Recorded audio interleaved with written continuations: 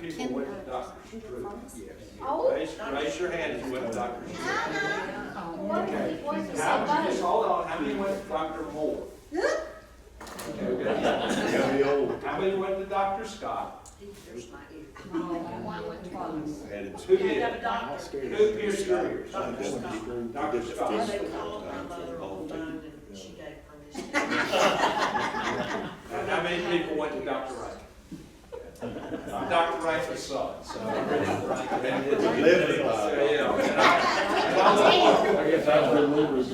Not so much anymore, but about 10 years ago, it would be at least once a month, somebody would say,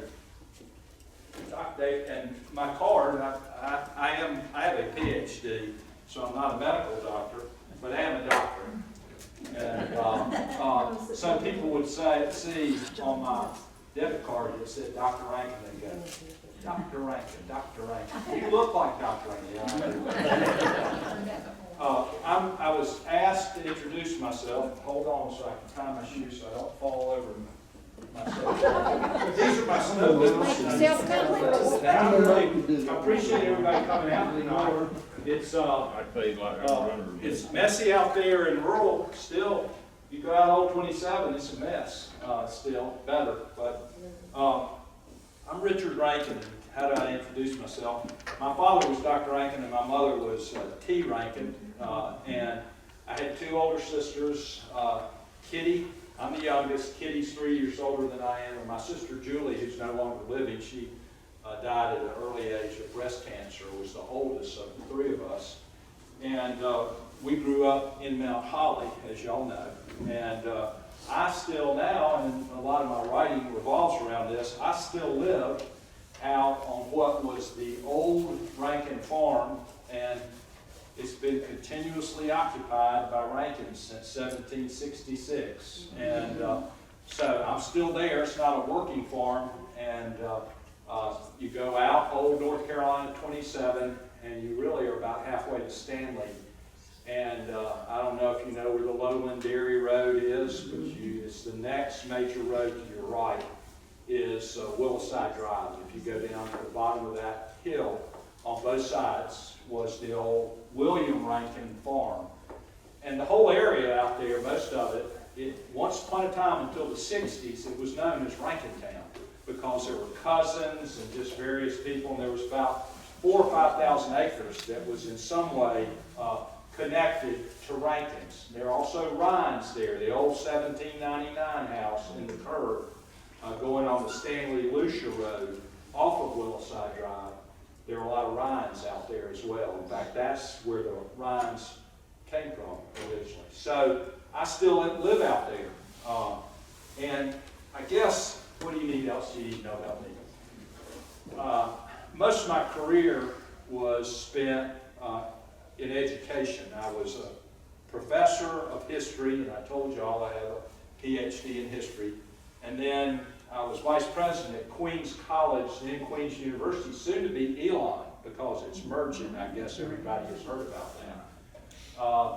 And I was there from 1988 to 2001, and then I came back to head my alma mater, Gaston Day School, where I was for 22 years. I retired in about 2 years ago, 2.5 years ago. Then I went down and ran because I like hunting, I ran a nature and bird hunting preserve in Cameron, South Carolina, which is 45 minutes south of Columbia and about 8 miles east of Orangeburg on I-26 when you go down from Columbia to Charleston. And I lived there during the week and came home on the weekends. And then I got the chance 6 months ago, and it was unexpected, to head the Gaston Community Foundation. It's in Gastonia, and it supports charitable giving in all sorts of ways. Some direct grants to not-for-profits. There are a lot of funds that we have that we manage for individuals and organizations to invest their money so they can give it away. And we have $160 million under management, so and we do a lot of good. So I came back 6 months ago, so I'm full-time here. I had been a writer throughout my life. So I've published about 7 books, and this is my most recent one that I'm going to read you from tonight. It's called Local Signs and Wonders, Essays About Belonging to a Place. And I guess I want to give you sort of the overview of what I believe and why I write what I do. And I wrote this down, and I've never really done this before, so y'all are getting unvarnished truth. I believe that everybody's born with a sort of God-given tendency to connect to the place where they live. Let's call that a homing instinct, if you want to call it that.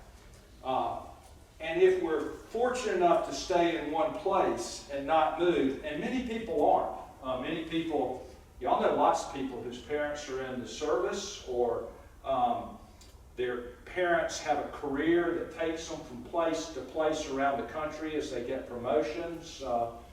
Some people don't like the place where they live. You know, their parents are mean to them, they want to get away, and I understand that. But I believe that for many people, if you stay in place and don't move, that homing instinct that I'm talking about takes root and grows into an enduring, lasting affection for home. And I'm speaking to the choir here. I really am, because this is the Mount Holly Historical Society. Y'all like Mount Holly. And many of you have either have been here your whole lives and you love the place, or you've come back, but there's some reason you're here tonight, and it's because you're connected to Mount Holly. Okay, further, I believe that God shares part of God's unlimited capacity to create good things with us. And so he shares that we got the potential to be deputies, or I like to think special agents. We're the Barney Fifes of the human world. And we can then project or direct that creativity and love that comes from God toward the place where we live. And if you're in one place long enough, I think you tend to connect to several things. You connect to nature. And nature is very important to me, and I'm a conservationist. I've been very active in preserving land on Stanley Creek with the help of the Catawba Lands Conservancy. I also think you connect to the past and the present, your family, and your neighbors. And if you live long enough in one place, you also get really interested in local things and people. They become just very interesting to you. So I have that serious attachment to home, and I also have the advantage, which most people don't have, since 1766, we've been on the same piece of land. And we haven't lived there continuously. There have been gaps. My dad moved into town to be a doctor, but we had a vacation cabin retreat out there where I now live. So the property has been continuously owned and almost continuously occupied since 1766. It's also, and I want to get through with this part, it's also a very beautiful natural area. You guys may not know this, and you need to, but there are 3 state-level natural heritage areas in Gaston County that have been identified as highest quality in the state. And one of the 3 is the Stanley Creek Forest. Part of my land, 50 acres, is in it, but there's 550 acres owned by the Catawba Lands Conservancy, and they're really rare plants. It is beautiful. They're gorgeous, and the streams flow down into Stanley Creek. They're very uncommon wildflowers and plants native to the mountains. I've discovered recently there's a very uncommon tree native to the coastal North Carolina. There's almost none of it in Gaston County, and there's a grove of them in the Stanley Creek Forest down in the bottomlands next to the creek. So there's also a beautiful natural area that I live in and that I identify with. All right, that's the overarching view. Now, what are we going to talk about tonight? One of the things that connects me to my place is hunting. So my family have always been hunters, and so I connect.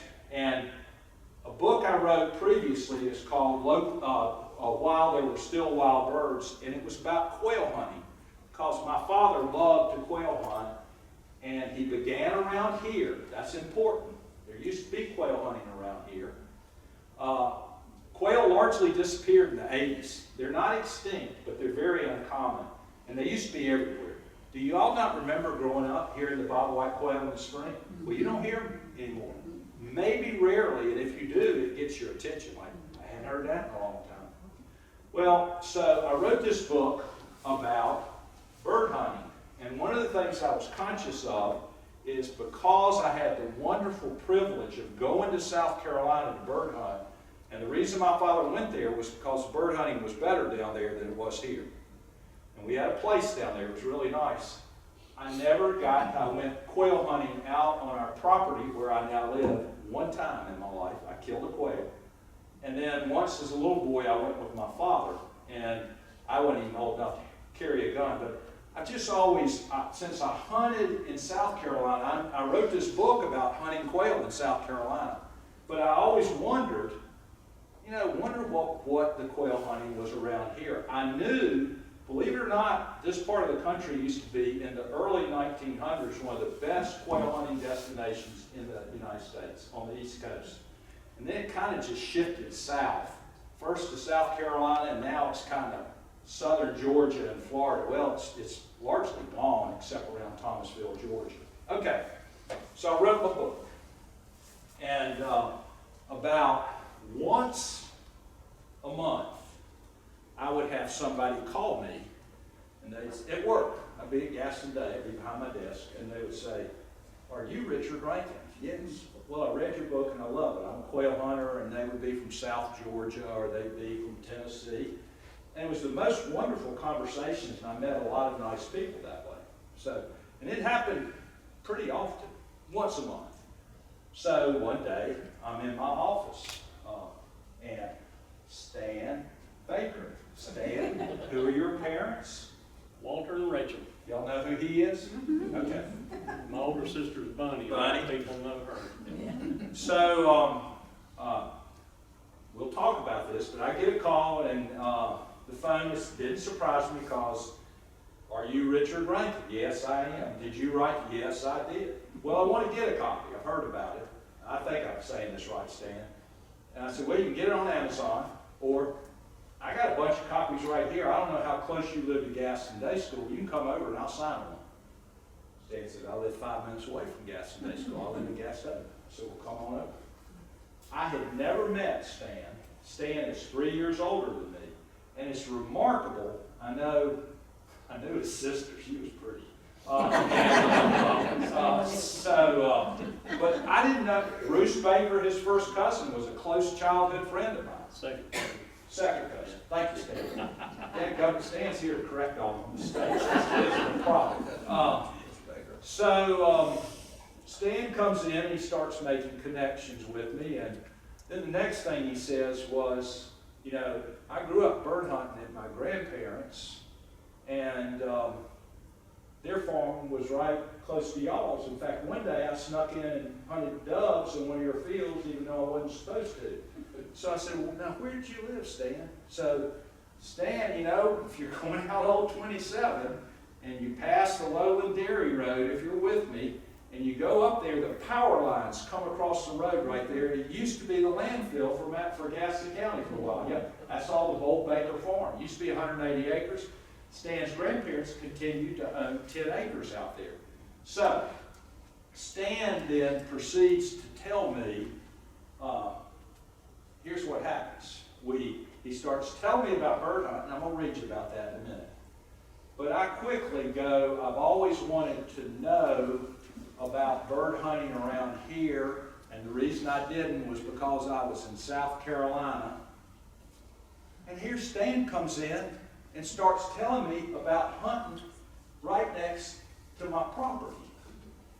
And it is literally, and I'm going to read you this, it was weird because I knew every place. When Stan Stan talked about hunting. He hunted from Woodland Park, Happy, up to the Duke Power property and turned around.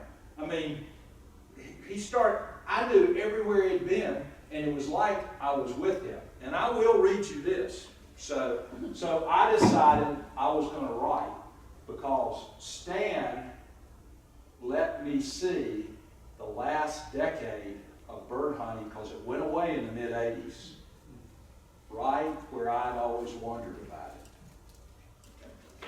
And here's what I wrote.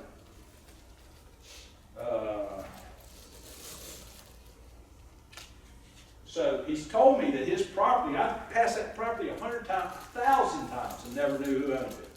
And he said, I stole Baker Place, Richard. So this is the first thing I will read you. In the same way that Stan Baker knew about our family land, that guy right there. I had driven past his grandparents' place on the way to the Rankin farm and peered down the power line that traversed the property my whole life without ever knowing who owned it. Because I was similarly acquainted with the other places Baker described, I could practically imagine myself bird hunting alongside him. There was an amazing coincidence in where Baker's bird hunting took place, my own knowledge of the local landscape, and my great desire to learn more about the last decade of local quail hunting. His stories felt especially meant for me. That's all I'm going to say. This is weird. Okay. All right, so now what I'm going to do, I'm going to read you two things. I'm going to read you about Stan Baker as a bird hunter. Because of Stan Baker, how many people, y'all are from Mount Holly, if I told you, hey, people were bird hunting above Woodland Park in the late 1970s, y'all know that, yeah. And Stan did it. So I'm going to tell you about the first of his great bird hunts, his favorite. And then I'm going to read a section from the end of my book about why what Stan told me is important. Before I start, I just want you to see local things then, if you love your place enough where you come from, they take on greater significance. Stan's story is important. I don't know anybody that's written about quail hunting in what now is suburban North Carolina, because it's all changing fast. That's, by the way, a little sub-theme of my work. There's probably a little bit, I'm an old farm family, if you really get right down to it. And there's a certain sadness for me about the loss of the natural landscape. The farm's going away. That's one reason I work so hard to conserve land.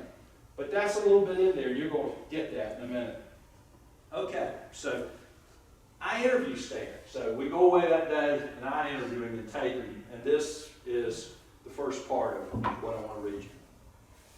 Stan Baker started small game hunting at 12 or 13 years old. He first hunted squirrels with his father in an old hardwood stand on the Bowater Corporation's pulpwood lands behind his grandparents' land. Right behind that power line, y'all. From age 12 to 15, Baker kept 2 beagles and hunted rabbits at his grandparents' place and across Old Highway 27 on neighboring land. Stan, where'd y'all live in Mount Holly? Hawthorne Street. Hawthorne. So that's where he was living. His grandparents are out there in the country, 10 minutes away. One summer Saturday, as a 15-year-old, as usual at his grandparents', Stan Baker found an abandoned male liver and white English pointer wandering the property without a collar. Although Baker knew about bird dogs, this was the first one he'd ever seen. After petting and playing with his new friend for several minutes, Baker took the bird dog several hundred yards down a dirt road toward his grandfather's pea patch. About halfway there, the dog scented birds and went on point. Seeing a bird dog point for the first time in his life surprised and fascinated Baker, and he decided to keep the orphan dog. Unfortunately, the following hunting season, he learned why his dog had been abandoned in the first place. It was gun shy, the term for a hunting dog that is terrified and disoriented after hearing a gunshot. For those of you who aren't a hunter, you got a bird dog that's gun shy. Here's what happened. He points, the bird gets up, you shoot, and you don't see him again for an hour because he's so scared of the gunshot. gunshot, then he runs, and you don't know where he's running. He just goes crazy. Okay. In the bigger scheme of things, this setback barely affected Baker's growing enthusiasm for quail hunting. He was hooked. 2 years later, when he was 17 years old, Baker bought his first bird dog, a registered female liver and white English pointer. Eldred Lewis, a breeder and trainer who lived on the South Point Road outside nearby Belmont, sold it to him. Baker named his dog Fidus, giving it his grandfather Baker's middle name. And he trained the 6-month-old puppy himself. Listen to this, y'all. This is wild what I'm about to read you. There was a huge single covey of about 30 quail on the edge of his Mount Holly neighborhood off Old Mine Road near the municipal pool. And this was where Baker took Fidus every afternoon. Can you believe that? By the following hunting season, Fidus was fully broke, which in the bird dog parlance means it was a she too. She was able to find quail, hold a point, and retrieve any bob whites that were shot. Baker and Fidus were ready to start bird hunting. Typically on Saturday during bird season, usually in the afternoon, Baker put Fidus in the trunk of his 63 Dodge. It was sweet, wasn't it? It was a souped up stand. It was Bunny's old car. And drove the 3 miles to his grandparents' land off Old Highway, NC Highway 27. He shot the 16-gauge part of a German drilling gun, a custom-made firearm with a side-by-side double-barrel shotgun over a .22 rifle. I'd never heard of that, but that was apparently fairly common that his father brought back from World War II. There was only one covey on his grandparents' side of Old 27, and it could be found in any of several places. Usually alone and always on foot with Fidus, Baker followed a set course. He started around his grandfather's single cultivated field, often with harvested corn stalks still standing, and sometimes found the covey there. Moving down the power line, there was a broom sedge field above Stanley Creek that also frequently held a covey. Another choice spot was the power line at the edge of his grandfather's property. And here the birds were especially likely to be on the roost early in the morning. If flushed off the roost, these birds had to be shot on the covey rise before escaping into a thick, impenetrable briar patch further down the power line. After hunting for the single covey on his grandparents' side of Old 27, Baker followed the power line as it climbed the hill and crossed the highway onto the property belonging to his cousin Yates Baker and Mr. Gus Broom. I'm talking about the old landfill land. Y'all know where I'm talking about? That's where we're talking about. This section contained a second covey, and sometimes these birds foraged right out of the power line right away. At other times, they stayed in 2 small broom sedge fields off the power line or in oak woods between these fields. Especially late in the afternoon, this second group of birds liked to sunbathe in the oak woods before flying to the roost. Who knows that? He does. Baker quickly learned where to take Fidus to give the best chance of finding these quail. With only 2 coveys total, the hunt at his grandparents' place was a far cry from a high-dollar South Georgia quail hunt that boasted 30-plus coveys a day. But for 17-year-old Stan Baker, afield with Fidus, this was the real thing. From his house on Hawthorne Street, it took less than 10 minutes to get there. The hunting was free, and his grandparents and neighbors were always glad to see him. He and Fidus usually found 1 or 2 coveys, often with some extra single shooting thrown in. Grandmother Lucy Baker always treated him by baking a delicious quail pot pie with the birds he killed. The Old 27 hunt was familiar, reliable, and beautiful, and it became Stan Baker's go-to bird hunt. Okay, Stan, I'm not going to read, but there are 3 other. He had 4 bird hunts. 1, you started at Woodland Park, and tell them where you went, Stan. Well, I go to the back of Woodland Park, and there's a, Can't make on this the stuff north up. loop, there's a paved road that bears off to the left, and it goes to two houses that are on the river. But right as you turn onto it, there's a cable down there that blocks you from the railroad track. That's where I parked. And I would get the dog out, hunt from there, all the way up to the Cox farm, where Eddie Cox and Buzzy and them. So this is past the recycling center. It's not too far, maybe a half mile past the recycling center. Past Freightliner, he'd hunt all the way up from Woodland Park, up 273. How many cubs did you find? Sometimes none, sometimes two, Yeah. just depended. And then I would loop around. Sometimes there's a power line that comes across the road up there above the Mountain Island Dam Road. Yeah. Matter of fact, that's where the city of Gastonia ran the 6-foot pipeline all the way to Rankin Lake. Yep. But I would cross the road there and hunt in behind Ross Cox and Wayne Cox, Dad's property. And sometimes I'd find a cubby there. And if I didn't do any good there, I'd come back across the road. There's two power lines that were up there, so I would take the one closest to 273 and hunt back toward Woodland Park. And Good day, you might find 3 cubs. yeah, and one of my favorite places on the way back was this beautiful, it was mature pines, and they were about 30 feet across from each other, 30, 40 feet. I would always find a cubby in there. And you know what quail habitat looks like. It was perfect quail habitat. But I lost that place in 1978 because that's where the Freightliner plant sits. Okay, so that's the second hunt. The third hunt up at the Currents Farm off Westland Farm Road. Yeah. That was the third place that you hunted. And then the last place, I'll have to admit, was not in Gaston County. His father got a river cabin right on the other side of the river in Mecklenburg.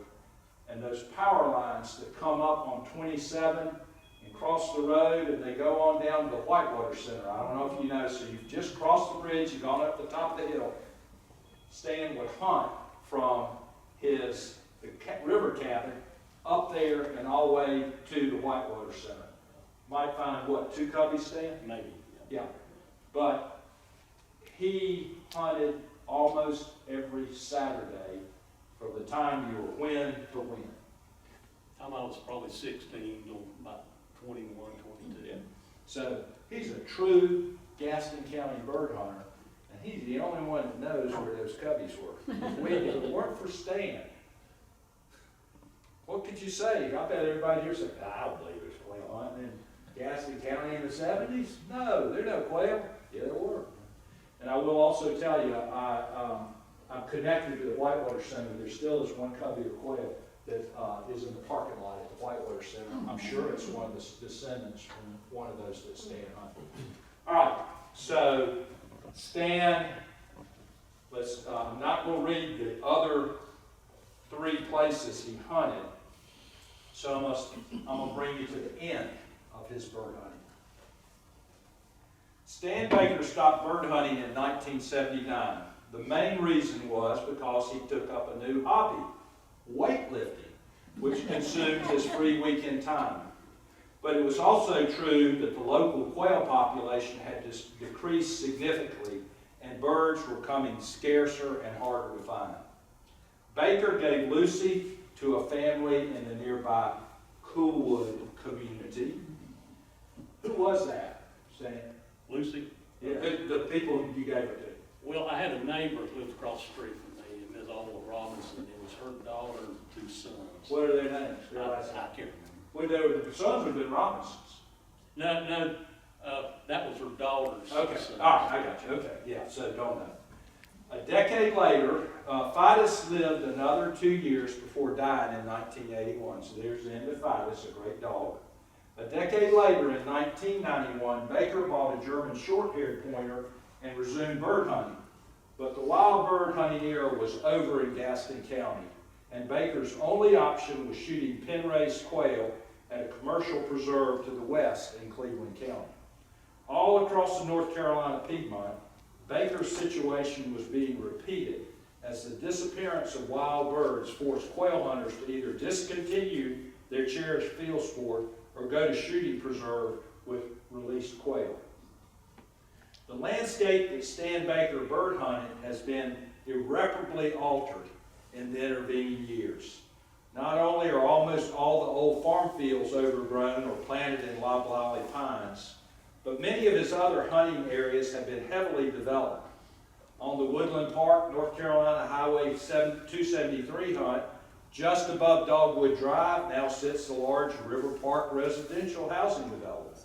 Farther north, not only the Freightliner truck manufacturing plant, but also the National Gypsum Board manufacturing plant occupy a large chunk of the same hunt. Part of the Currents Farm is now the large Westland Farm housing development. As mentioned previously, the U.S. National Whitewater Center parking lot lies on the power line right-of-way where Baker hunted just off the Catawba River in Mecklenburg County. Even if wild birds somehow miraculously return, these places can no longer be hunted. With explosive growth of the Charlotte metropolitan region, the pace of development in eastern Gaston County is only increasing. More of the old rural landscape will be lost over time. Without Stan Baker's reminiscences, the final decade of wild bird hunting in eastern Gaston County would be indefinite. Instead, he remembers the specific details of favorite hunting grounds, prized bird dogs, and where some of the area's last bobwhites were located. His history as a solitary young sportsman, he hunted by himself, completes and brings to a close the local 100-year-old bird hunting tradition. For me, his memories also suggest what was happening to the rest of the wild birds in Gaston County, and in particular to the bobwhite quail on our farm, so close to his grandparents' place. And while there were still wild birds, that's my book about quail hunting in South Carolina, I describe the way quail hunting transformed ordinary places into hallowed grounds, rich with experiences and full of meaning and memories. Stan Baker's hallowed hunting grounds were the power line right-of-ways, broom sedge fields, and open pine woods of eastern Gaston County. His memories are especially poignant because they recall an iconic game bird, a once prevalent field sport, and a remnant countryside, all of which have largely gone away.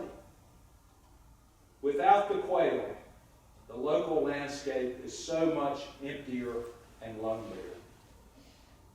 Each spring, country people, old enough to remember bobwhite mating calls, mourn the silence and the lost rural world it signifies. That's my chapter. Can you hear? I can hear it. You can, Yes, sir.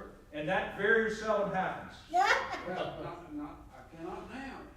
I can hear him say the years are 40. You can hear the birds. Yeah. Yes, calling. Chill bumps. All right, I got one final story to tell y'all. It's a weird one, but it's a good one. Stan knows it. So this was published by Mercer University Press, and Mercer's in Macon, Georgia. Pretty good regional press. Also published was While There Were Still Wild Birds, but this is the one that matters. So when you publish a book, if you publish it that year, at Christmas time, Mercer has a big wing bee in Atlanta at a conference center in Buckhead, and they sell, all the authors get in there and they sell books, and it's a pretty big deal in Atlanta, so hundreds and hundreds of people come and buy books. And the night before, they have a really nice dinner for the authors and all their patrons, people that support the press, so it's pretty nice. And so I went when I published this book. This is a true story, and it's a wild story. When I go in that night, there's a big cocktail party, and you go in just like when y'all go to any big event. They have the typically a nice group of young women, sometimes young men, who are getting your name tag and it's telling you which which table you're going to sit at. So I go in and I introduce myself and get my name tag, and I meet one of the young women. I didn't even remember her name, to be honest with you. But then I kind of worked the room, and there was a bunch of lawyers, and they were boring. They were only interested in talking about their cases. So at a certain point, I go to the bar, and honestly, I might have been drinking Diet Coke, I might have been drinking a beer, I might have been scotch, I don't remember.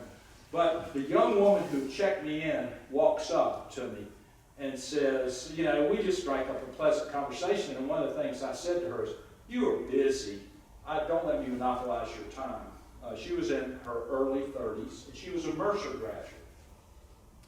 She said, no, I'd like to talk, and, you know, tell me again where you're from. And I said, well, I'm from in the country between Mount Holly and Stanley, North Carolina. And she says, well, I think my father was from Stanley or Stanley County. And I said, he was probably from Stanley County. That's a couple of counties away from me. And she said, well, I don't know, you said you worked in Gastonia. And I said, yes, I did. And she said, Gastonia was the county seat where my father, the Stanley, he lived in. Well, I said, well, he lived in Stanley then, and I live outside Stanley. So I asked her next. Her name was Caroline Carlton. I called Stan right after this happened because it freaked me out. So I said, I'm just trying to make conversation. So I said, tell me your father's name. I didn't know. I thought she was married. I didn't, who knows? And I figured she was going to say maybe it was a Ryan or a Weinberger, or maybe she was going to say Rankin and it was this cousin. I was just trying to make conversation. So she said, my father's name was Frank Carlton.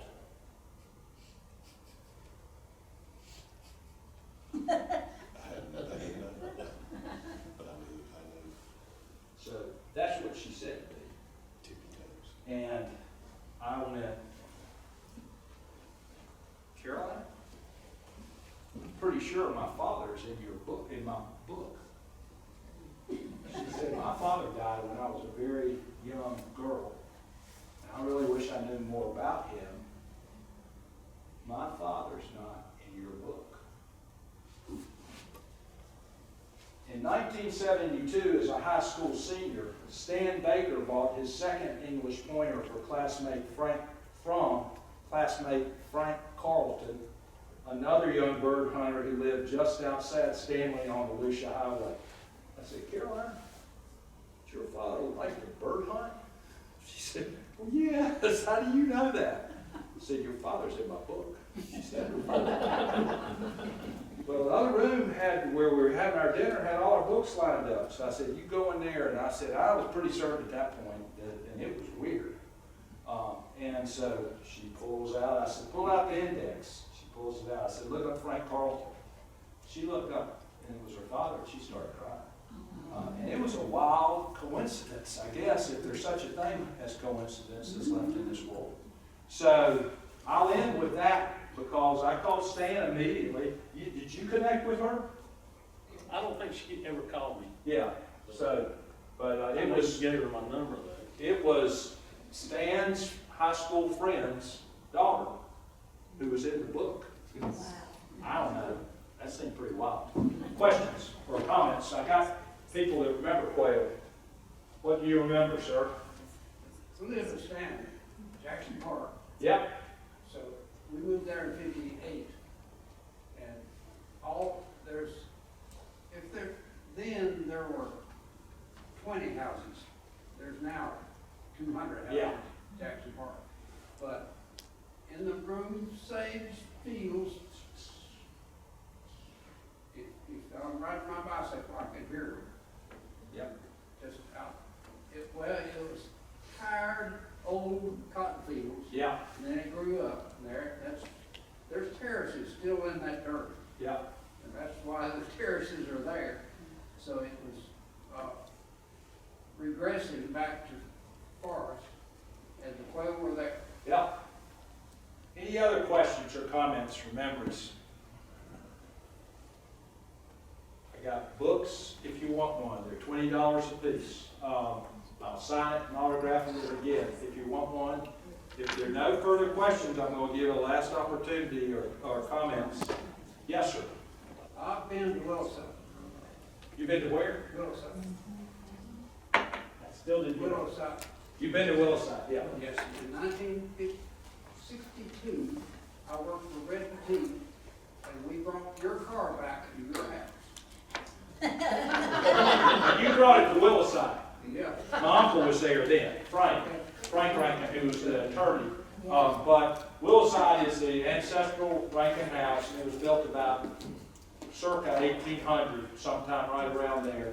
And it's still there, and it would be one of the 2 or 3 oldest structures in Gaston County. The Ryan House, that's 1799, is older. But there are not many that are, maybe 1 or 2, I don't know, maybe that's second. I have to think about that. Dr. Rankin was my doctor, right down the street.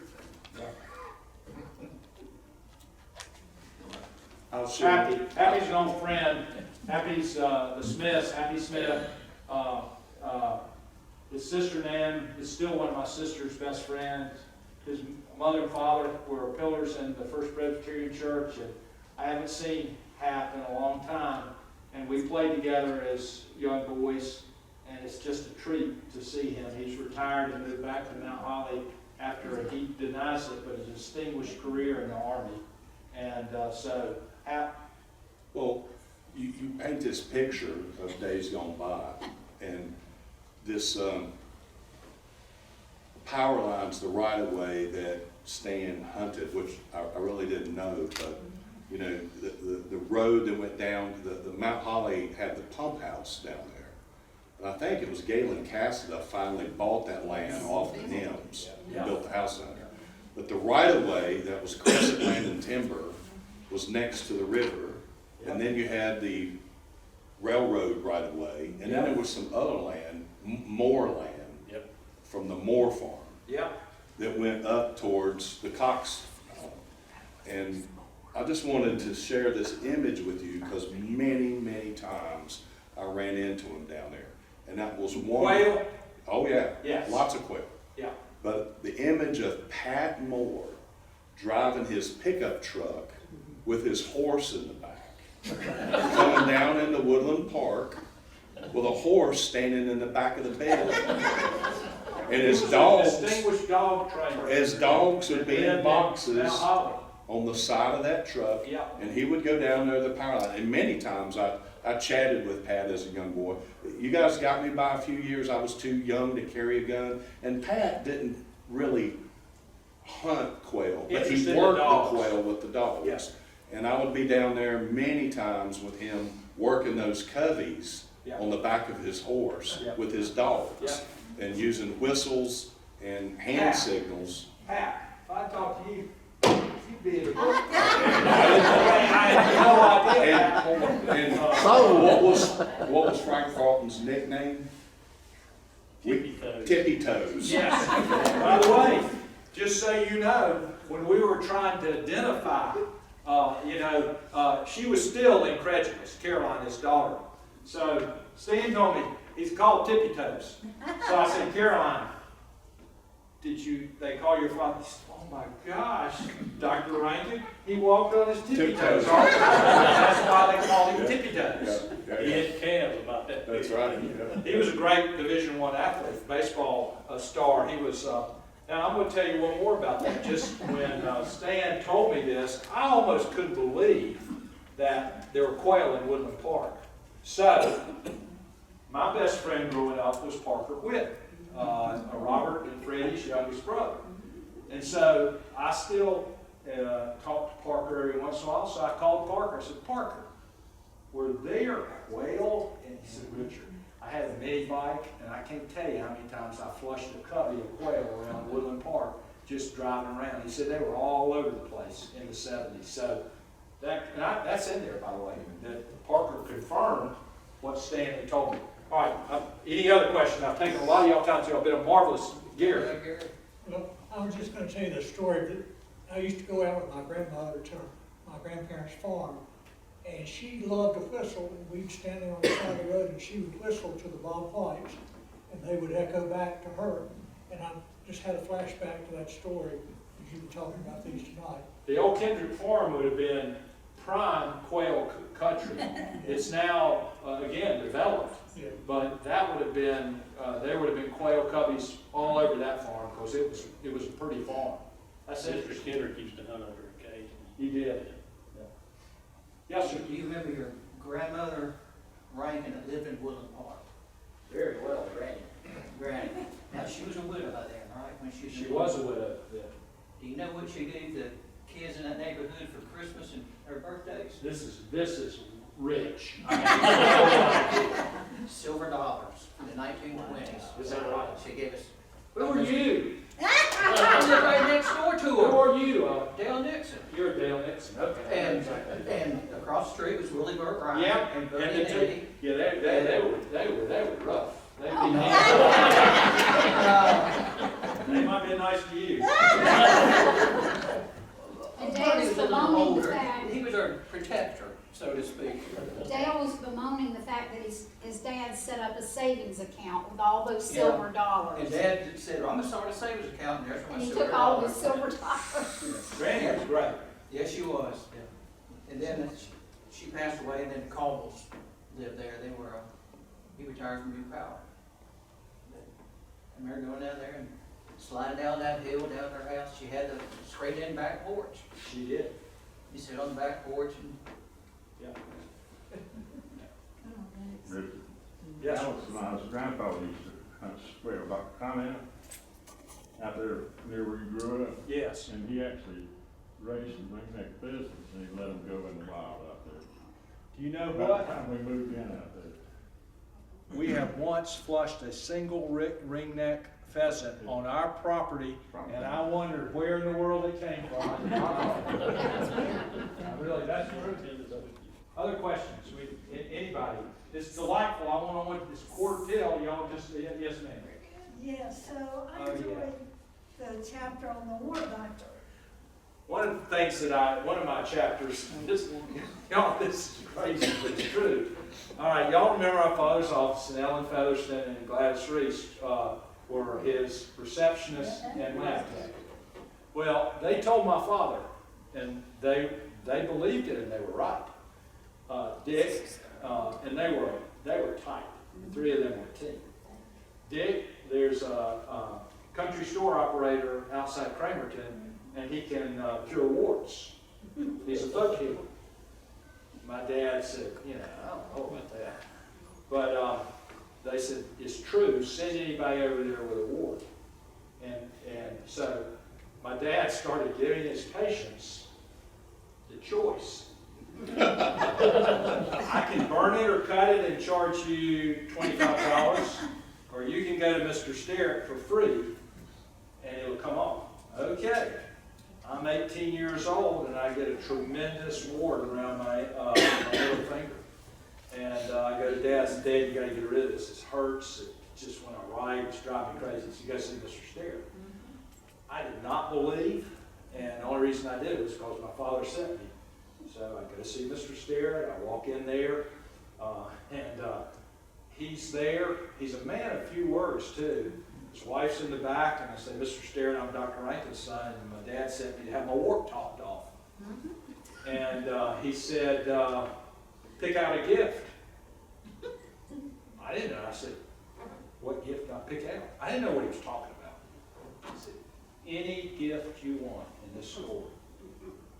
So I said, well, that Mary Jane candy work right there? He said, yeah. Puts it out, sticks it on the counter. And so he doesn't say anything else. So I say, that's it? He goes, that's it. He said, you don't have to touch it. I said, you can if you want. He said, I want you to. Because I thought there's got to be more to this than just, hand me a piece of candy. So I stick my hand up on the counter and he goes, and I said, and that's all. He said, yes. And I'm not exaggerating the extent of the conversation on his part. Yes. I said, my wart's going to go away. He said, yes. I said, thank you very much. So I go out of there. This is the story of this book. I That's what you told me when I said, we need to get you in this Well, program. I had to focus on Stan, he's a Mount Holly boy, I couldn't talk about Kramer. I didn't know I? that boy. But if you want to read about the wart doctor, so for about a week, I bet I looked at my hand 100 times a day, maybe 1,000 times a day. Warts right there. True story. Then for about 3 or 4 days, and this is strange, I do not look at my hand. Why? I cannot tell you. I think it's curious and mysterious. 3 days later, I looked down, my warts are gone. My dad sent my sister Kitty there. There were hundreds of people sent to Mr. Sterry. And he didn't charge anybody? Didn't charge, later on, and this is in the book, I tried to go back, because I moved back, when I came back to head Gaston Day, I drive by his place all the time. They sold it to a Baptist church. So I just always wondered, wonder what happened to Mr. Sherry, wonder how he did that. And I wondered, frankly, if it was some sort of Christian healing gift. I just wondered. My executive assistant at Gaston Day, she and I had a lot of fun, and we used to tell each other wild stories. So I told her this one day, you need to find out what happened to Mr. Sterry. So I actually went back, found his grandson, interviewed him. Everybody knew all about the wart healing. Nobody, he wasn't telling a soul how he did it. Now, Elaine asked this question. She's a friend of mine. She desperately wants to find somebody that can still talk off warts. She's hoping with this big crowd, somebody's going to know a wart healer out there. So y'all work your networks, and if you find anybody out there that can still talk off a wart, get back in touch with me, because we're interested in talking to somebody that can still do it. But that's a true story. I had to end. I don't know how he did it. I have no idea, but he did it. And I don't know how. You've been very patient. I'm happy to answer questions afterwards. I'm happy to sell books. Y'all need to go home before it gets cold and the roads refreeze. And I thank you so much for letting me talk to you.